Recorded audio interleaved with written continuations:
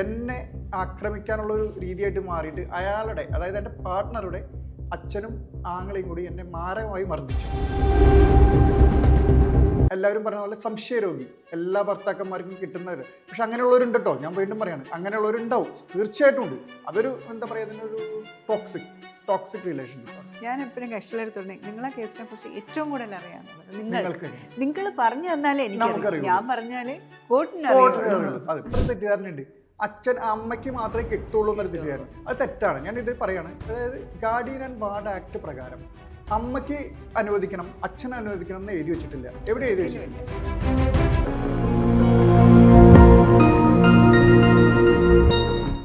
നമസ്കാരം. ഓരോരുത്തർക്കും ഓരോ ജീവിത കഥയുണ്ടാവും അല്ലേ പറയാൻ വേണ്ടിയിട്ട്. ഇന്ന് നമ്മളടുത്ത് വന്നിരിക്കുന്നത് എൻ്റെ കോളീഗ് തന്നെയാണ്, അഡ്വക്കേറ്റാണ്, മെയിൽ അഡ്വക്കേറ്റാണ്, അഡ്വക്കേറ്റ് റിനീഷ്. റിനീഷ് ശരിക്കും എന്നെ കാണാൻ വരുമ്പോഴേക്കും അഡ്വക്കേറ്റ് റിനീഷ് ആയിരുന്നില്ല, റിനീഷ് ആയിരുന്നു. ഒരു ക്ലയൻ്റായിട്ടാണ് എന്നെ മീറ്റ് ചെയ്തത്. ഞാനിനി കൂടുതലൊന്നും പറയുന്നില്ല. നമുക്ക് അഡ്വക്കേറ്റ് റിനീഷ് ആയിരുന്നു ഹൈക്കോടതിയിലും എറണാകുളത്തും പ്രാക്ടീസ് ചെയ്യുന്ന, ഒരുവിധം നമ്മൾ അഡ്വക്കേറ്റ്സിൻ്റെ ഇടയിൽ കാണാനുള്ളതും പോരാത്തിൻ്റെ മെൻസ് അസോസിയേഷൻ്റെ മെമ്പറും കൂടെയാണ് റിനീഷ്. റിനീഷിനെ എന്തുകൊണ്ട് ഞാൻ ഇതിലോട്ട് വിളിക്കണം എന്ന് ഞാൻ ആദ്യം റിനീഷിനെ തന്നെ വിചാരിച്ച കാരണം വെച്ച് കഴിഞ്ഞാൽ സമൂഹത്തിൻ്റെ കുറേ കാഴ്ചപ്പാടുമാണ്. ഇപ്പം നമ്മൾ സോഷ്യൽ മീഡിയ ആണെങ്കിലും ആണും പെണ്ണും തമ്മിലുള്ളൊരു ഫൈറ്റാണ് കണ്ടുകൊണ്ടിരിക്കുന്നത്. അതിന് കുറച്ചെങ്കിലും ഒരു മാറ്റം വന്നിട്ട് എന്താണ് നന്മയും തിന്മയും തമ്മിലാണ് ഫൈറ്റ്, അല്ലാതെ ഒരിക്കലും പുരുഷനും സ്ത്രീയും തമ്മിലല്ല ഫൈറ്റ്. അത് കാരണമാണ് എൻ്റെ പ്രിയ സുഹൃത്തും എൻ്റെ ജൂനിയറും ഒക്കെ അഡ്വക്കേറ്റ് ആയിട്ടുള്ള അഡ്വക്കേറ്റ് റിനീഷിനെ സ്വാഗതം ചെയ്യും. നമസ്കാരം മാഡം. വളരെ സന്തോഷം. അതായത് മാഡത്തിനായിട്ട് ആദ്യത്തെ, അതായത് ഇത്ര വലിയൊരു മൂവ്മെൻറ്റിൽ ഒരു പാർട്ടായിട്ട് ആദ്യമേ തന്നെ മാഡത്തിൻ്റെ മുന്നിൽ വെച്ചിട്ട് ഇൻ്റർവ്യൂ ചെയ്യാൻ പറ്റത്തില്ല.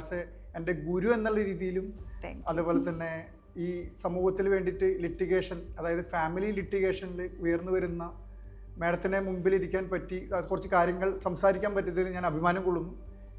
ഞാൻ അഭിമാനം എന്ന് പറഞ്ഞത് രണ്ട് കാര്യമുണ്ട്. 2021 ഞാൻ മാഡത്തിന് മുമ്പിൽ വരുമ്പോൾ ഈ റിനേഷ് അല്ല, ശാരീരികമായിട്ടും മാനസികമായിട്ടും എല്ലാം കൊണ്ടും ഒരു പേഴ്സണൽ മാട്രിമോണിയൽ ഡിസ്പ്യൂട്ടുമായിട്ടാണ് എറണാകുളത്താണെന്ന് മാഡത്തിൻ്റെ ഓഫീസ്. അതെ, ആ ഹൈക്കോടതിയോട് ചേർന്നുള്ള ബിൽഡിങ്ങിൽ ഞാൻ മാഡത്തിനെ കാണാൻ നേരത്തെ വരികയും മാഡവും മാഡത്തിൻ്റെ മകളുമായിട്ടാണെന്ന് എനിക്ക് നല്ല ഓർമ്മയുണ്ട്. അത് മാഡത്തിൻ്റെ മകളുമായിട്ട് അന്ന് മാഡത്തിൻ്റെ ഓഫീസിൽ വരുന്നു. ഞാൻ കാണുമ്പോൾ വെറും ഒരു പേരിന് മുമ്പിൽ അഡ്വക്കേറ്റ് എന്നുള്ളൊരു പേര് എനിക്കില്ല, വെറും റിനേഷ് ആയിരുന്നു. പക്ഷേ ഇത്ര വർഷങ്ങൾക്കപ്പുറം 2026 ഞാൻ അഡ്വക്കേറ്റ് റിനേഷ് എടത്താടൻ എന്നാണ് അറിയപ്പെടുന്നത്. അതായത് അതാണ് ജീവിതത്തിൽ മാറ്റം വരുത്താൻ നമ്മൾ വിചാരിച്ചാൽ നമ്മളാണ് വിചാരിക്കേണ്ടത്. നമ്മുടെ ജീവിതത്തിൽ മാറ്റം വരുത്താന്ന് വെച്ചാൽ നമ്മൾ ഉയരങ്ങളിലേക്ക് എത്താൻ സാധിക്കും എന്നുള്ളതിൻ്റെ ഉദാഹരണമാണ്. ഞാൻ എൻ്റെ കുറ്റി പൊക്കി പറയുന്നതല്ല, പക്ഷെ മറ്റുള്ള സമൂഹത്തിനും വരട്ടെ. ഒരു പ്രശ്നം വരുമ്പോൾ, ഒരു problem will come to our life. സാധാരണഗതിയിൽ ഇപ്പോൾ കണ്ടുവരുന്നത് ഒന്നെങ്കിൽ ആത്മഹത്യ, കറക്റ്റല്ലേ, അല്ലെങ്കിൽ മദ്യപാനം, അല്ലെങ്കിൽ അത് രാസലഹരിയിൽ പെട്ടുപോയിട്ട് അവൻ്റെ ജീവിതം നശിപ്പിക്കുന്ന രീതിയാണ് കണ്ടുവരാറുള്ളത്. പക്ഷേ എൻ്റെ മനസ്സിൽ ഞാനൊരു ഐഡിയ ഉണ്ടാക്കിയതാണ്. എൻ്റെ ഇതിൽ വളരെ വലിയൊരു മാട്രിമോണിയൽ ഡിസ്പ്യൂട്ട് വന്നപ്പോൾ ഞാൻ അതിലോട്ട് പറയൂ റിനീഷ്. കാരണം എന്ന് വെച്ച് കഴിഞ്ഞാൽ എഡ്യൂക്കേഷൻ എങ്ങനെയായിരുന്നു പറയാം, പിന്നെ നേരെ LLB.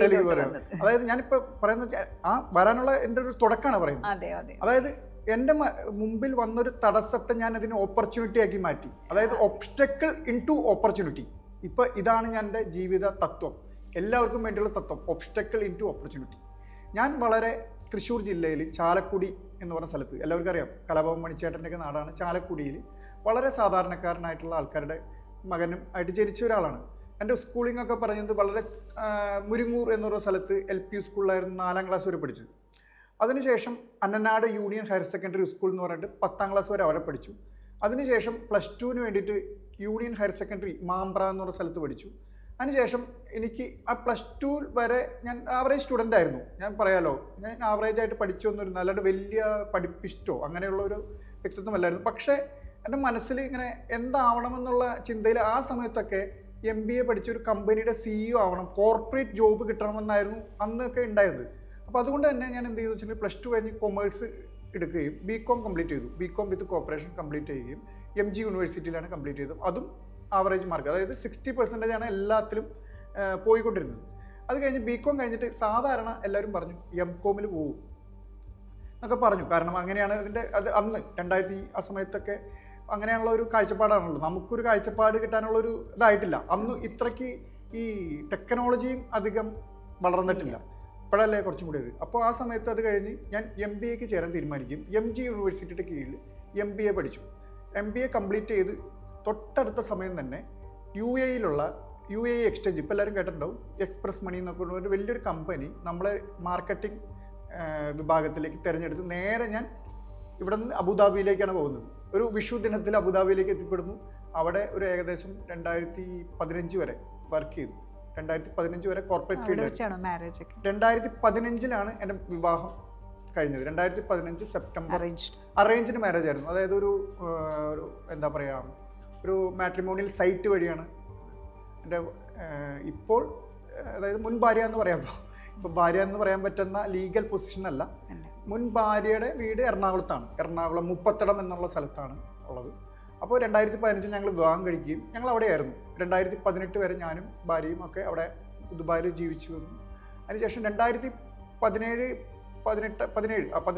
ആയപ്പോഴേക്ക് ചെറിയൊരു തർക്കങ്ങളും കാര്യങ്ങളൊക്കെ വന്നു കഴിഞ്ഞപ്പോൾ മാനസികമായിട്ട് നമുക്ക് അവിടെ നിൽക്കാനുള്ളൊരു ഇതും ഒക്കെ വന്നപ്പോൾ നമ്മൾ തിരിച്ച് 2017 തിരിച്ച് എറണാകുളത്തേക്ക് ചാലക്കുടിയിലേക്ക് വരികയും. അപ്പോൾ കുഞ്ഞായിട്ടില്ല. 2018 കുട്ടി ജനിച്ചത്. അപ്പോൾ 2017 നമ്മളവിടെ വന്നു. എറണാകുളത്ത് നിന്ന് തിരിച്ച് മുപ്പത്തടം വരികയും അവിടെ നമ്മളവിടെ ഒരു വീട്ടിൽ ഞാനും ഭാര്യയും താമസിക്കും. അത് ഭാര്യ വീടിനോട് ചേർന്ന് തന്നെയാണ്.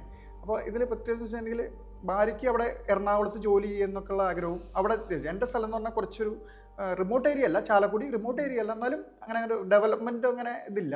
അപ്പോൾ അവരുടെ ഒരു, ഞാൻ എങ്ങനെയാണെന്ന് വെച്ചിട്ടുണ്ടെങ്കിൽ എൻ്റെ പാർട്ട്ണർ റെസ്പെക്ട് ചെയ്യുന്ന രീതിയായിരുന്നു എനിക്ക്. അല്ലാതെ നീ അങ്ങനെ ചെയ്യാൻ പാടുള്ളൂ അതില്ല. അയാളുടേതായിട്ടുള്ള സ്പേസ് ഉണ്ട്, അയാളുടേതായിട്ടുള്ള റെസ്പോൺസിബിലിറ്റി ഉണ്ട്, അതായതായിട്ടുള്ള പേഴ്സണാലിറ്റി ഉണ്ട്. That we need to respect. അതാണ് എന്നെ പഠിപ്പിച്ചതും ഞാൻ പഠിച്ചു പോകുന്നത്. അപ്പോൾ അതുകൊണ്ട് തന്നെ അയാളുടെ കാര്യങ്ങൾ നമ്മൾ എപ്പോഴും സപ്പോർട്ട് ചെയ്ത് കൊടുക്കുമായിരുന്നു. എന്ത് കാര്യത്തിനും അയാൾക്ക് യാത്ര പോകാം, അയാൾക്ക് എവിടെ വേണമെങ്കിലും പോകാം. ഞാൻ അങ്ങനെ ചോദിക്കുന്ന ഭർത്താവ് അല്ലായിരുന്നു. അങ്ങനെ സ്ട്രിക്റ്റ് ഭർത്താവ് എന്ന് പറയില്ലേ. ഇപ്പോൾ എന്താ പറയുക, ഇപ്പോൾ റീസെൻ്റ്ലി ഞാനൊരു സിനിമ ഉണ്ട്, അതായത് സ്ത്രീകളെ അടിമകളാക്കി വെക്കുന്ന സമ്പ്രദായത്തിലുള്ളൊരു cinema, The Great Indian Kitchen. ഞാൻ കണ്ടിരുന്നു. അത് കാലങ്ങൾക്ക് മുമ്പ്, ഇപ്പോൾ നടക്കില്ല. ഇപ്പോൾ ജനറേഷൻ ഈസ് എൻ്റർലി ഡിഫറെൻറ്റ്. അപ്പോൾ ഞാൻ അങ്ങനെ ഒരു ചിന്താഗതിയാണ്. ഞാൻ 90 കിഡ്സ് ആണ്. അപ്പോൾ അതുകൊണ്ട് തന്നെ രണ്ടിലും പോവും, 90ലും പോവും, ജെൻസിയിലും പോവും. അപ്പോൾ അതുകൊണ്ട് തന്നെ ഞാൻ എൻ്റെ പാർട്ട്ണറെ I am respecting as a woman, I am respecting as a partner, I am respecting as a individual. ഞാൻ എല്ലാ രീതിയിലും സപ്പോർട്ട് കൊടുക്കുന്നു. അയാൾ അന്ന് ഡിഗ്രി കംപ്ലീറ്റ് ചെയ്തിട്ടുണ്ടായില്ല, അയാൾ ഡിഗ്രി കംപ്ലീറ്റ് ചെയ്യാൻ സഹായിക്കുകയും അദ്ദേഹത്തിന് ജോലിക്ക് പോകാനുള്ള അവസരങ്ങൾ ഉണ്ടാക്കി കൊടുക്കുകയും അദ്ദേഹത്തിന് ഫ്രീ ആയിട്ട് നടക്കാനുള്ള എല്ലാ കാര്യങ്ങളും ചെയ്തുകൊണ്ടിരിക്കും. നല്ല രീതിയിൽ പോകുന്നു. 2018 ഞങ്ങൾക്ക് കുട്ടി ജനിച്ചു, ആൺകുട്ടി. 2018 ഏപ്രിൽ 27 ജനിച്ചു. അതിനുശേഷം ഞങ്ങൾ ഇങ്ങനെ നല്ല രീതിയിൽ പോയി. ഇടയ്ക്ക് എല്ലാ കുടുംബങ്ങളിലും ഉണ്ടാകുന്ന പോലെയുള്ള കാര്യങ്ങളുണ്ട് അപ്പോഴും. അപ്പോൾ അങ്ങനെ 2021 ഞങ്ങൾ സെപ്പറേറ്റ് ആവാനുള്ളൊരു കാരണം ഉണ്ടായത്. എൻ്റെ മുൻ പാർട്ട്ണർ അദ്ദേഹം ഒരു ജോലി സ്ഥലത്ത് പോവുകയുണ്ടായി. അപ്പോൾ അവിടുന്ന് വേറൊരു സ്ഥലത്ത് പോകുകയാണെന്ന് പറഞ്ഞിട്ട് നമ്മളടുത്ത് പോവുകയും നമ്മളതെല്ലാം തിരിച്ചറിഞ്ഞ് അദ്ദേഹത്തിനോട് ക്വസ്റ്റ്യൻ ചെയ്തു ആസ് എ ഹസ്ബൻഡ്. നമ്മൾ ഹസ്ബൻഡ് ചോദിക്കണമല്ലോ നിങ്ങൾ അങ്ങനെ പോയിട്ടുണ്ടോ എന്നുള്ളത്. അപ്പോൾ അങ്ങനെ ഞങ്ങൾ തമ്മിലൊരു എന്താ പറയുക തർക്കം വരികയും, അവിടെ വെച്ച് തർക്കം വരികയും അതൊരു എന്താ പറയുക ഒരു എന്നെ ആക്രമിക്കാനുള്ളൊരു രീതിയായിട്ട് മാറിയിട്ട് അയാളുടെ, അതായത് എൻ്റെ പാർട്ട്ണറുടെ അച്ഛനും ആങ്ങളെയും കൂടി എന്നെ മാരകമായി മർദ്ദിച്ചു.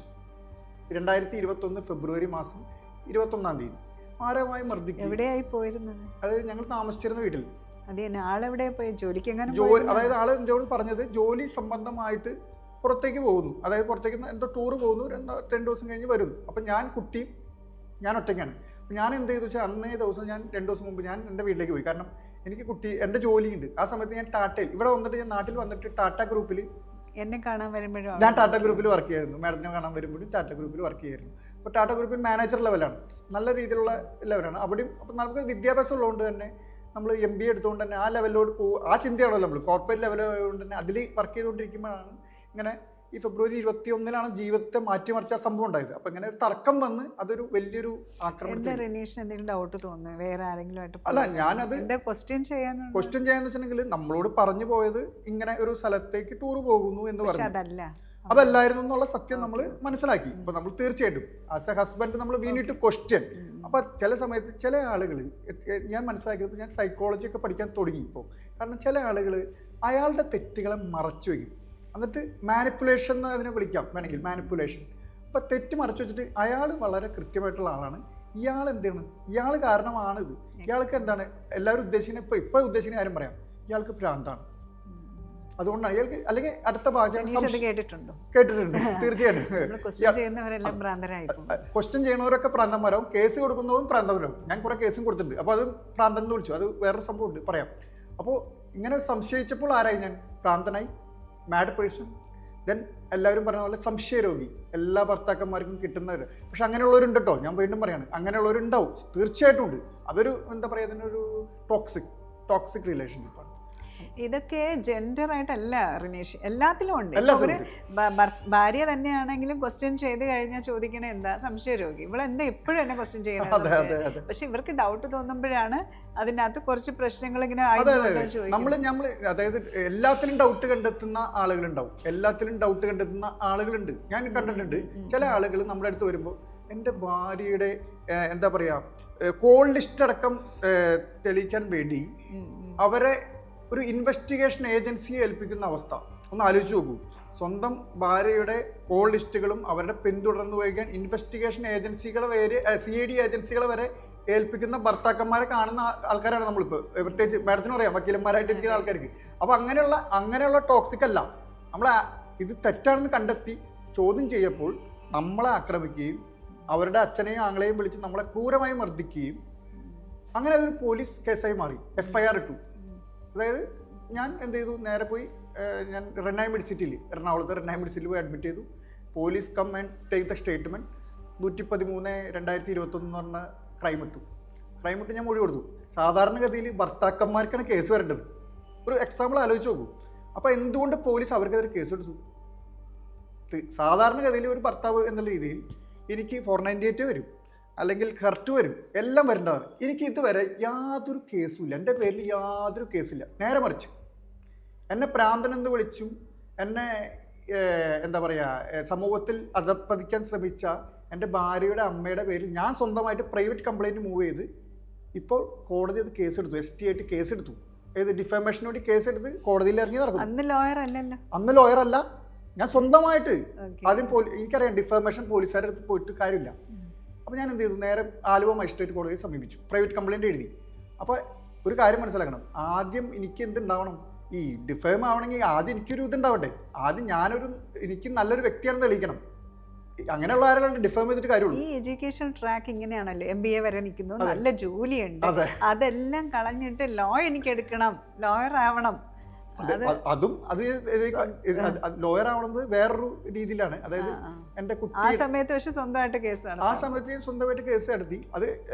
അതപ്പോൾ ഞങ്ങൾ ലോയർ ആവണമെന്ന് ആഗ്രഹിച്ചിട്ടില്ല. 2021 ലാസ്റ്റ് നവംബറിലാണ് LLB ചേർന്നത്. അതിനു മുമ്പേ ഈ കേസ് ഫയൽ ചെയ്തു.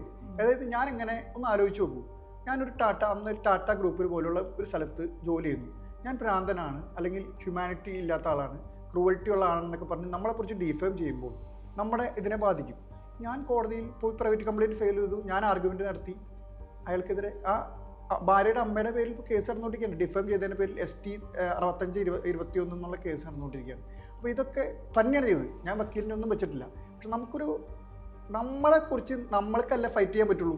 ഇപ്പോൾ എന്നെക്കുറിച്ചുള്ള കേസ് നമുക്ക് തന്നെ കൂടുതൽ പറയാൻ പറ്റുള്ളൂ. ഒരു വക്കീലിനെ ഏൽപ്പിച്ചാൽ അങ്ങനെ ഞാൻ വക്കീലാണ് ഇപ്പോൾ അങ്ങനെ പറയാൻ പാടില്ല. പക്ഷെ എന്നാലും നമ്മളെക്കുറിച്ച് നമുക്കാണ് കൂടുതൽ ചെയ്യാൻ പറ്റുള്ളൂ.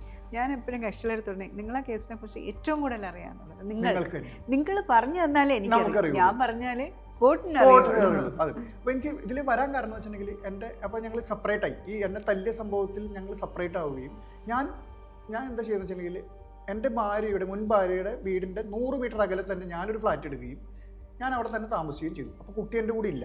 അപ്പോൾ നിങ്ങൾക്കറിയാലോ, സെപ്പറേറ്റ് ആവുന്ന സമയത്ത് കുട്ടിയെ അല്ലേ, സാധാരണ മാഡത്തിന് തീർച്ചയായിട്ടും അറിയാൻ പറ്റും, കുട്ടിയെ കാണിക്കാതിരിക്കും, കുട്ടിയായിട്ടുള്ള എല്ലാ കാര്യങ്ങളും വർദ്ധിപ്പിക്കും. അപ്പോൾ ഞാൻ അതിൽ ഏറ്റവും എനിക്ക് വിഷമമായിട്ടുള്ള കാര്യം, സ്വന്തം കുട്ടിയെ കാണാതെ ഞാൻ ഒരുപാട് വിഷമിച്ചിട്ടുണ്ട്. ഞാൻ കരഞ്ഞിട്ടുണ്ട്, പക്ഷേ ഇപ്പം ഞാൻ കരയില്ല. അന്ന് ഞാൻ കരഞ്ഞിട്ടുണ്ട്. പക്ഷെ ഞാൻ അന്ന് മനസ്സിലാക്കി ഞാൻ ഇനി കരയില്ല, ഞാൻ അതിനുള്ള ഒരു സൊല്യൂഷൻ ഉണ്ടാക്കണം. അന്ന് കുട്ടിക്ക് 2.5 വയസ്സ്, വെറും 2.5 വയസ്സ്, ആൺകുട്ടിയാണ്. അപ്പോൾ ഞാൻ എന്ത് ചെയ്തിട്ടുണ്ടെങ്കിൽ ആദ്യം ഇങ്ങനെ കാണിക്കാണ്ടായപ്പോൾ നേരെ പോയിട്ട് ഒരു നമ്മളെ കാണിക്കാൻ ഹേബിയസ് കോർപ്പസ് ഫയൽ ചെയ്തു. അന്ന് വേറൊരു വക്കീലിനെ ചെയ്ത് തള്ളി. നമുക്കറിയില്ല, അന്ന് കാര്യങ്ങൾ അറിയില്ല. പിന്നെ ഞാനിതിനെക്കുറിച്ച് ഇങ്ങനെ പഠിച്ച് ഞാനൊരു ഗാർഡിയൻ OP ഫയൽ ചെയ്തു 2021 എറണാകുളം കോടതി, ഫാമിലി കോടതിയിലാണ് ഫയൽ ചെയ്തത്. അപ്പോൾ എനിക്കറിയാം ഗാർഡിയൻ കേസുകളിൽ ഏറ്റവും ഇമ്പോർട്ടൻറ്റ് കാര്യം welfare of the child, paramount law, that is a paramount law. അപ്പോൾ എനിക്ക് കിട്ടുമെന്ന് ഉറപ്പില്ല, but I need to fight, then I need to fight. അപ്പോൾ എൻ്റെ കുട്ടിയെ കിട്ടാൻ വേണ്ടിയിട്ട് എനിക്ക് എന്ത് ചെയ്യണം, ഇതിനെക്കുറിച്ച് പഠിക്കണം, എന്തായാലും പഠിക്കുന്നുണ്ട്. അപ്പോൾ ഞാൻ ആലുവ കോടതിയിൽ ഇങ്ങനെ പോയിക്കൊണ്ടിരിക്കുന്ന സമയത്ത് എൻ്റെ ഒരു അവിടുത്തെ ഒരു സീനിയർ അഭിഭാഷകൻ ഷിബു എന്നാണ് പേര്, അഡ്വക്കേറ്റ് ഷിബു PA, LLB പഠിച്ചുകൂടെ, അതിനുള്ള കപ്പാസിറ്റി ഉണ്ടല്ലോ, ഞാനും വിചാരിച്ചു ഒന്ന് നോക്കാം, ട്രൈ ചെയ്ത് നോക്കാം എന്ന് പറഞ്ഞിട്ട് 2021 നവംബറിൽ കർണാടക സ്റ്റേറ്റ് ലോ യൂണിവേഴ്സിറ്റിയുടെ കീഴിലുള്ള ഒരു പ്രമുഖ കോളേജിൽ ബാംഗ്ലൂരിൽ LLBക്ക് ചേർന്നു. അപ്പോൾ ഞാൻ LLBക്ക് ചേർന്നപ്പോഴും മാഡത്തിന് മെസ്സേജ് അയച്ചിട്ടുണ്ട് ഞാൻ ചേർന്ന് പറഞ്ഞിട്ട്. ചേർന്ന് 2021 ചേർന്നു. എനിക്ക് ബന്ധമില്ലാത്ത കാര്യങ്ങൾ 32 ലോ പേപ്പറാണ് മുമ്പിൽ. ഞാൻ പഠിച്ചിരിക്കുന്നത് MBA, പഠിക്കാൻ പോകുന്നത് ലോ. അപ്പോൾ ഞാൻ എന്താണെന്ന് വെച്ചാൽ എനിക്കൊരു പേടിയില്ല എന്ന് പറയുള്ളൂ, പേടി ഉണ്ടായിരുന്നു എങ്ങനെ പഠിച്ചെടുക്കുന്നു. കാരണം വളരെ toughest university, toughest exams, toughest paper, അതായത് 80 മാർക്കിൻ്റെ തിയറി ഇങ്ങനെ എഴുതണം പരീക്ഷയ്ക്ക്, 32 മാർക്ക് കിട്ടിയാൽ ജയിക്കുള്ളൂ. വളരെ ടഫ് വാല്യുവേഷനാണ്. പക്ഷേ എൻ്റെ മനസ്സിലെപ്പോഴും എൻ്റെ കുട്ടിയായിരുന്നു, അവനെനിക്ക് നേടിയെടുക്കണം എന്നുള്ളൊരു ചിന്തയായിരുന്നു. കാരണം എനിക്ക് എൻ്റെ കൂടെ ഒരാളില്ലെങ്കിൽ, ഞാൻ ഒറ്റയ്ക്കാണെങ്കിൽ ഞാനിപ്പോൾ വക്കീലാവില്ല, ഞാൻ എഴുതി വെച്ച് തരാം, ഞാൻ വക്കീലാവില്ല. എനിക്കൊരു ലക്ഷ്യമുണ്ടായി, എൻ്റെ മകനെ എന്നെ കൂടെ നിർത്തണം, അവനെ കുറച്ച് മനസ്സിലാക്കണം എന്നുള്ളൊരു വാശിയിൽ ഞാൻ LLBക്ക് ചേർന്നു. 2021 ചേർന്നു. അപ്പോഴും കേസ് കിടക്കേണ്ട വേറെ വക്കീലാണ്. 2022 ആയപ്പോഴേക്കും എൻ്റെ 1 വർഷം കഴിഞ്ഞു, 2 സെമസ്റ്ററും കഴിഞ്ഞു. ഞാൻ തന്നെ അദ്ദേഹത്തിനോട് പറഞ്ഞു, ഞാൻ വേറൊരു വക്കീലായിരുന്നു, അദ്ദേഹത്തിന് മാറിക്കോളൂ, ഞാൻ തന്നെ ചെയ്തോളാം എന്ന് പറഞ്ഞു. 2022 എനിക്ക് ഇൻ്ററിം കസ്റ്റഡി കോടതി അനുവദിച്ചു, നോർത്ത് പറവൂർ കോടതി. അപ്പോൾ എനിക്ക് ഒരു ഉഷാറായി. പിന്നെ ആ സമയത്ത് തന്നെ എൻ്റെ ഡൈവോഴ്സ് നടക്കുന്നുണ്ട്, ഡൈവോഴ്സ് കൊടുത്തിരിക്കുന്നത് ഭാര്യ, അപ്പോൾ ഡൈവോഴ്സ് നടക്കുന്നു. അപ്പോൾ 2022 കോടതി എന്ത് വെച്ചിട്ടുണ്ടെങ്കിൽ വേറൊരു കോടതിയിലേക്ക് മാറ്റി, ഫാമിലി കോടതി നോർത്ത് പറവൂരിലേക്ക് ട്രാൻസ്ഫർ ചെയ്യും. കുട്ടി എനിക്ക് ഇൻ്ററിം കസ്റ്റഡി ആയിട്ട് SHO, അവിടുത്തെ പോലീസ് സ്റ്റേഷനിലേക്ക് ഒരു ഇൻഫർമേഷൻ കൊടുത്ത് SHO വഴി ഞാൻ കുട്ടീനെ എൻ്റെ വീട്ടിലേക്ക് കൊണ്ടു. അങ്ങനെ 2022 മാർച്ചിൽ മുതൽ എൻ്റെ മകൻ 2022 മാർച്ച് എൻ്റെ കൂടെയാണ്. ഭാര്യ വീടിൻ്റെ തൊട്ടടുത്ത് തന്നെ, വളരെ അടുത്ത്. ഇപ്പോൾ 8, അന്ന് 2.25, അതായത് pre-KG പോകാൻ പോകണം, ഫസ്റ്റ് സ്കൂളിൽ. ഇതൊക്കെ നമ്മൾ വിചാരിക്കണം എല്ലാ കോടതിയും 5 വയസ്സ് കഴിയുമ്പോൾ. അതെ. പിന്നെ വേറൊരു തെറ്റിദ്ധാരണയുണ്ട്, അമ്മയ്ക്ക് മാത്രമേ കിട്ടുള്ളൂ എന്നൊരു തെറ്റിദ്ധാരണ. അത് തെറ്റാണ്. ഞാൻ ഇത് പറയാണ്, അതായത് ഗാർഡിയൻ ആൻഡ് വാർഡ് ആക്ട് പ്രകാരം അമ്മയ്ക്ക് അനുവദിക്കണം, അച്ഛൻ അനുവദിക്കണം എന്ന് എഴുതി വെച്ചിട്ടില്ല, എവിടെ എഴുതി വെച്ചിട്ടില്ല. അവിടെ ജെൻഡർ ബയാസിലില്ല. അപ്പോൾ ഇവിടെ പറയുന്നത് എന്താ വെച്ചിട്ടുണ്ടെങ്കിൽ, അതിൽ പറയുന്നത് എന്താ വെച്ചിട്ടുണ്ടെങ്കിൽ, paramount law of guardian ward OP is welfare of the child who taking care. ആരാണോ വെൽഫെയർ നോക്കുന്നത്, കൂടുതലായിട്ട് അവന്റെ മാനസിക ശാരീരിക വളർച്ചയ്ക്ക്, അതെ, അവന്റെ ഇക്കണോമിക്കൽ ആയിട്ടുള്ളതും സോഷ്യൽ ആയിട്ടുള്ളതും മൊത്തം മൈൻഡ്, സൈക്കോളജിക്കൽ ആയിട്ടുള്ള എൻവയോൺമെന്റ് ആർക്കാണോ കൂടുതൽ കൊടുക്കാൻ പറ്റുന്നത് അവർക്കാണ് കസ്റ്റഡി അനുവദിക്കുന്നത്. അല്ലെങ്കിൽ അമ്മയ്ക്കോ അച്ഛനോ എന്നില്ല, തീർച്ചയായിട്ടില്ല. പിന്നെ ഏജും പറയുന്നില്ല. എന്താണ് കോടതിയുടെ ഡിസ്ക്രിപ്ഷനുള്ള പ്രസിഡൻസ് ആണ്. അതായത് 5 വർഷത്തെ കോടതി പറയാണ്, പ്രസംപ്ഷൻ ചെയ്യാണ്, 5 വയസ്സിന് താഴെയുള്ള കുട്ടികൾക്ക് അമ്മയുടെ സംരക്ഷണമാണ് എന്നുള്ള ഒരു ചിന്തയിൽ വെച്ചിട്ടാണ് ഈ ജഡ്ജ്മെന്റ് വരുന്നത്. നേരെ മറിച്ച് if you are fighting against that, അമ്മ അൺഫിറ്റാണ് തെളിയിച്ചാൽ get the custody to the father. അതാർക്കും അറിയില്ല, അങ്ങനെ പ്രത്യേകമായിട്ട് പറയുന്നില്ല അമ്മയ്ക്ക് കസ്റ്റഡി അച്ഛന് കസ്റ്റഡി എന്ന് പ്രത്യേകമായിട്ട്. പിന്നെ ഞാനത് ചിന്തിച്ചു, ഇതിനെക്കുറിച്ച് കൂടുതൽ പഠിച്ചപ്പോൾ ഞാനൊരു കാര്യം മനസ്സിലാക്കി, ഇനി അച്ഛനും അമ്മയ്ക്കും അല്ലാതെ പോലും തേർഡ് പാർട്ടിക്ക് ക്യാൻ ക്ലെയിം ദ. ഡെഫിനറ്റ്ലി. കാരണം കുട്ടികളെന്ന് പറയുന്നത് സമൂഹത്തിന്റെ ഒരു അസറ്റാണ്, സമൂഹത്തിന്റെ അസറ്റാണ്. അതായത് ഇതിൽ പറയുന്നത് അച്ഛനും അമ്മയ്ക്കും അവകാശമില്ലെന്ന്, റൈറ്റ് ഇല്ലെന്നാ പറയുന്നത്. ചില സമയത്ത് right go to third person. ഒരു തേർഡ് പേഴ്സൺ ആണ് അയാളെ കെയർ ചെയ്യണേ, എൻ്റെ കുട്ടീനെ കെയർ ചെയ്യണേ, അല്ലെങ്കിൽ ഇതെല്ലാം കൊടുക്കാൻ പറ്റുന്നത് ഈ കോടതി ഉദ്ദേശിക്കുന്ന welfare. That is A wide concept. Welfare എന്ന് ഉദ്ദേശിക്കുന്നത് ഇത് അതാണ് സംഭവം. ഇതിൽ ഒബ്ജക്റ്റ് ചെയ്തില്ല. അതാണ് വളരെ ഇൻട്രസ്റ്റിംഗ് ആയിട്ടുള്ള കാര്യം. സാധാരണ ഇതിലൊരു അമ്മ ഗാർഡിയൻ OP കൊടുക്കുമ്പോൾ ആ പെറ്റീഷൻ കിട്ടി അപ്പം തന്നെ ഒബ്ജക്റ്റീവ് കാണാനുള്ള അവസരം ചോദിക്കും, പൂർണ്ണമായിട്ട് കുട്ടിയെ തള്ളി. അതാണ് എനിക്ക് ഏറ്റവും വിഷമമുണ്ടാക്കിയ കാര്യം. അല്ലെങ്കിൽ ഞാൻ ആ ഡൈവോഴ്സ് ആ നിമിഷം ഞാൻ അവിടെ കൊടുത്തേനെ. ഒരു കുട്ടീനെ കസ്റ്റഡി സംബന്ധിച്ച് അച്ഛൻ ഫയൽ ചെയ്ത കേസിൽ നോർമൽ വക്കീലും കിട്ടാം, കാരണം അവിടെ നടക്കല്ലേ, ആ കോടതിയിൽ തന്നെ OP ഡൈവോഴ്സ് നടക്കല്ലേ, അവർക്കൊരു ഒബ്ജക്ഷനുള്ള എത്ര സമയം വേണം? അപ്പോൾ അത് ഫോർമൽ ഒബ്ജക്ഷൻ പോലും ചെയ്തില്ല. അതാണ് എനിക്ക് ഒരു വളരെ വിഷം, ദേഷ്യം എന്ന് പറയുന്നത്. ഞാൻ ദേഷ്യം പ്രതികാരമൊന്നും ഈ റിലേഷൻഷിപ്പിൽ നമ്മൾ കൊണ്ടുവരുന്നൊരു കാര്യമില്ല. അത് അയാളുടെ ചിന്താഗതി തെറ്റാണ്. ഒരു കുട്ടിയെ കസ്റ്റഡി ചോദിച്ച അച്ഛൻ ചോദിച്ചപ്പോൾ ഒരു നോർമൽ ഒബ്ജക്ഷൻ പോലും, അതും ഹൈക്കോടതിയിലെ വലിയ വക്കീലാണ് വന്നേക്കുന്നത്, ഞാനൊന്നും വക്കീലല്ല, അവരുടെ വക്കീൽ. അവർക്ക് ഒബ്ജക്ഷൻ എത്ര സമയം വേണം നമുക്കറിയാം. നമ്മളിപ്പോൾ വക്കീലായതുകൊണ്ട് നമുക്കറിയാം എത്ര സമയം നമുക്ക് ഒരു ഒബ്ജക്ഷൻ തയ്യാറാക്കാൻ വെറും 10 മിനിറ്റ് മതി. അതുപോലും തയ്യാറാക്കാതെ കുട്ടിയെ ഉപേക്ഷിച്ച് ഇഗ്നോർ ചെയ്ത് കുട്ടി ഒരു ഒബ്ജക്ഷൻ പോലും തയ്യാറാക്കാതെ ഞാൻ അതിൻ്റെ കാര്യങ്ങൾ നടത്തി പെർമനന്റ് കസ്റ്റഡി വിട്ടു. അതായത് OP 979/23 ഫയൽ ചെയ്ത് എത്ര നാൾ കഴിഞ്ഞപ്പോഴാണ്? 1 വർഷം കഴിഞ്ഞപ്പോൾ ഫൈനലി പെർമനന്റ് കസ്റ്റഡി കിട്ടി. എനിക്ക് കോപ്പി കിട്ടി, എനിക്ക് ഇതിന് കിട്ടി. അപ്പോൾ ആ സമയത്ത് എനിക്ക് വളരെ സന്തോഷം തോന്നി. കാരണം ഒരാൾക്ക് വേണ്ടാത്ത കാര്യത്തിന് നമ്മൾ എന്ത് ചെയ്യണത്, നിർബന്ധിക്കണ്ട. അയാളുടെ അമ്മയാണ്, സ്വന്തം കുട്ടിയുടെ അമ്മ ഒരു കസ്റ്റഡി അപേക്ഷ കിട്ടി ചരിത്രത്തിൽ ഉണ്ടാവില്ല. കാരണം ഒരു നോർമൽ ഒബ്ജക്ഷൻ, മാഡത്തിൻ്റെ എക്സ്പീരിയൻസ് ഒന്ന് പറയൂ. ഒരു അമ്മ ഒരു കുട്ടിക്ക് വേണ്ടിയിട്ട് വിസിറ്റേഷൻ റൈറ്റിന് വരെ അറ്റ്ലീസ്റ്റ് കൊടുക്കില്ലേ? അത് കൊടുത്തില്ല. അപ്പം അതായത് എന്താ, അയാളെ ഇംപ്ലൈഡിൽ എൻ്റെ കുട്ടിയെ ഉപേക്ഷിച്ചു, അയാൾ അച്ഛനോട് പോയിക്കോട്ടെ എന്നുള്ള ഇംപ്ലൈഡി പറയണം. അതായത് അയാൾക്ക് റെസ്പോൺസിബിലിറ്റി ഏറ്റെടുക്കാൻ തയ്യാറാത്ത ആളായിരിക്കാം. ഞാൻ പറയുന്നില്ല, അയാൾ കുറ്റം ഞാൻ പറയുന്നില്ല, അതൊക്കെ അയാളുടെ ചിന്താഗതി ആയിരിക്കും. അപ്പോൾ അതുകൊണ്ട് എനിക്ക് വാശി, ഞാൻ ഇത് വിചാരിച്ചു ഞാൻ ഡൈവോഴ്സ് കൊടുക്കില്ല. കാരണം എന്തുകൊണ്ടാണ്, ഒരു സ്വന്തം കുട്ടിയുടെ കേസിന് ഒരു ഒബ്ജക്ഷൻ കൊടുക്കാത്ത ആൾ പൂർണ്ണമായിട്ട് ഉപേക്ഷിച്ചു. ആദ്യത്തെ എൻ്റെ കുട്ടി എനിക്ക് ഇപ്പോഴും ഓർമ്മയുണ്ട്. 2020 pre-KG ചേർന്ന് LKG ചേർക്കുമല്ലോ. സാധാരണ എങ്ങനെയാണ് LKG കുട്ടി പോകുമ്പോൾ എങ്ങനെയാണ് അച്ഛനമ്മയാണ് കൊണ്ടുപോകുക, എനിക്കറിയില്ല, അങ്ങനെയാണ് എല്ലാവരും കണ്ടത്. ആ സമയത്ത് എൻ്റെ ഭാര്യ നാട്ടിലുണ്ടായിരുന്നു. അവിടുന്ന് ഒരു കോ പാരന്റിങ് ചെയ്യാനും രണ്ടാളും റെഡി ആയില്ല. ഞാൻ തയ്യാറാണ്, കാരണം എൻ്റെ മെൻറ്റാലിറ്റി അങ്ങനെയായിരുന്നു. പക്ഷെ അദ്ദേഹത്തിൻ്റെ വീട്, എൻ്റെ പാർട്ട്ണറുടെ വീടിൻ്റെ അടുത്തായിട്ട് പോലും സ്വന്തം കുട്ടിയുടെ ആദ്യത്തെ, അതായത് സ്വന്തം കുട്ടിയുടെ പെറ്റ് വളർത്ത 10 മാസം പെറ്റ് വളർത്തിയ അമ്മ എന്ന് വിളിക്കുന്ന, നമ്മൾ അത്രയ്ക്കും എന്താ പറയുക വാല്യൂസ് ആയിട്ട് കാണുന്ന അമ്മ എന്ന് വിളിക്കുന്ന എൻ്റെ മുൻ പാർട്ട്ണർ സ്വന്തം കുട്ടിയുടെ ആദ്യത്തെ സ്കൂളിങ്ങിൽ കൈപിടിച്ച് വരാൻ തയ്യാറായിട്ടില്ല എന്ന് പറയുമ്പോൾ എന്തായിരിക്കും അവസ്ഥ? അപ്പോൾ ഇതിൻ്റെ ബേസ് എന്ന് പറയുന്നത് സ്വന്തം കുട്ടിയുടെ കസ്റ്റഡി സംബന്ധിച്ചുള്ള ഒരു നോട്ടീസ് അമ്മയ്ക്ക് കിട്ടുകയും ഈ അമ്മ ഈ നോട്ടീസിന് യാതൊരു ഫോർമൽ ഒബ്ജക്ഷൻ പോലും ചെയ്യാതെ കുട്ടിയെ പൂർണ്ണമായിട്ട് ഇഗ്നോർ ചെയ്തു പോകുന്ന ആ സംവിധാനം, അത് തെറ്റായിട്ടുള്ള കാര്യമാണ്. കാരണം സ്വന്തം ഒരു അച്ഛനും അമ്മയും വിചാരിച്ചാലാണ് ഒരു കുട്ടി ജനിക്കുന്നത്, അത് മനസ്സിലാക്കുന്നില്ല. ഭർത്താവിനോട് എന്ത് ദേഷ്യം ഉണ്ടായിരിക്കാം, പക്ഷെ കുട്ടിയോട് അത് കാണിക്കരുത്. അപ്പോൾ സ്വന്തം കുട്ടിയുടെ ആദ്യത്തെ സ്കൂളിങ് ഞാൻ ഒറ്റയ്ക്ക് അച്ഛൻ എന്നുള്ള രീതിയിൽ മാത്രം കൊണ്ടാക്കേണ്ടി വന്ന ഗതികേട് എനിക്ക് വന്നു. കാരണം അപ്പോൾ ആലോചന, ആ കുട്ടി അതൊക്കെ ചിന്തിക്കും, മറ്റുള്ള കുട്ടികളുടെ അച്ഛനും അമ്മയും കൂടിയുള്ള വരുന്നത്, എൻ്റെ മാത്രം എന്താണ് അച്ഛൻ മാത്രം വരുന്നത് എന്നുള്ള ചിന്താഗതി ആ സമയത്ത് എൻ്റെ കുട്ടിക്ക് വന്നിട്ടുണ്ടാവും. തീർച്ചയായിട്ടും വന്നിട്ടുണ്ട്. റിനീഷ് എങ്ങനെ വിഷമിച്ചു? ഞാൻ നല്ല രീതിയിൽ വിഷമിച്ചു. കാരണം ഒന്ന് ആലോചിച്ച് നോക്കൂ, ഞാനൊരു സ്കൂളിലേക്ക് കയറുന്നു, എല്ലാവരും ചെറിയ കുട്ടികളാണ്. LKG ചേർക്കുന്ന മേഡം ഒന്ന് ആലോചിച്ച് നോക്കൂ. LKG കുട്ടികൾ എന്ന് പറയുമ്പോൾ അവരുടെ അച്ഛനമ്മയും സ്നേഹത്തോടെ കൊണ്ടാക്കുമ്പോൾ എൻ്റെ മുൻ ഭാര്യ അവിടെയുണ്ട്, ഈ നാട്ടിലുണ്ട്. അതിന് 100 മീറ്റർ അകലെയാണ് സ്കൂൾ. ഈ സ്കൂളിലേക്ക് കൊണ്ടാക്കാൻ പോലും മടിക്കുന്ന മാനസികാവസ്ഥയിലുള്ള ആളുകളെ ഞാൻ എന്ത് പറയണം എനിക്കറിയില്ല. ഞാൻ ഇപ്പോഴും പറയുന്നില്ല, തെറ്റാണെന്ന് പറയുന്നില്ല. അദ്ദേഹത്തിൻ്റെ ചിന്താഗതിയിലുള്ള വ്യത്യാസമായിരിക്കാം, എൻ്റെ മുൻ പാർട്ണറുടെ ചിന്താഗതിയിലുള്ള വ്യത്യാസമായിരിക്കാം. പക്ഷേ എൻ്റെ സ്വന്തം, അതായത് 3 വയസ്സായ മകൻ ആദ്യമായിട്ട് സ്കൂളിലേക്ക് പോകുമ്പോൾ ഏറ്റവും കൂടുതൽ സന്തോഷിക്കേണ്ടത് അമ്മമാരാണ്, ഞാൻ കണ്ടിട്ടുണ്ട്. പക്ഷേ എൻ്റെ കുട്ടിയുടെ അമ്മയും അച്ഛനും ഞാൻ തന്നെയായി മാറി എൻ്റെ മകനെ ഞാൻ കൈപിടിച്ച് ആദ്യമായിട്ട് സ്കൂളിലേക്ക് കൊണ്ടുവന്നു. അപ്പോൾ അതും എന്താ പറയുക, അതും എനിക്ക് മനസ്സിൽ ഭയങ്കര വിഷമമുണ്ടാക്കി. അതൊരു വാശിയായിട്ട് മാറി. എനിക്കിത് കാണിച്ചു കൊടുക്കണം, ഈ നിയമം ഇതൊക്കെ തെറ്റാണ്, അദ്ദേഹത്തിന് എൻ്റെ പാർട്ണർ തെറ്റാണെന്ന് കാണിക്കണമെന്നുള്ള ഉദ്ദേശം കൂടി എനിക്ക് ഈ LLB പഠിച്ചുകൊണ്ടിരിക്കുമ്പോൾ ഉണ്ടായി. കാരണം ഒരു വാശി ഉണ്ടായിരുന്നു. അപ്പോൾ അതുകൊണ്ട് തന്നെ അത് വന്നു. അതുമാത്രമല്ല, എൻ്റെ മകൻ്റെ ആദ്യത്തെ എക്സാം എഴുതുമ്പോൾ, എൻ്റെ മകൻ സ്പോർട്സിൽ പങ്കെടുക്കുമ്പോൾ, എൻ്റെ മകൻ ആദ്യമായിട്ട് ടൂറ് പോകുമ്പോൾ, ഇതൊക്കെ ഞാൻ എൻജോയ് ചെയ്തിട്ടുണ്ട്. ഇതിലൊക്കെ ഞാൻ കൂടെ പോയി. അവൻ്റെ സ്പോർട്സ് മീറ്റിൽ രാവിലെ മുതൽ വൈകുന്നേരം വരെ ഞാൻ പോയി നിന്നു.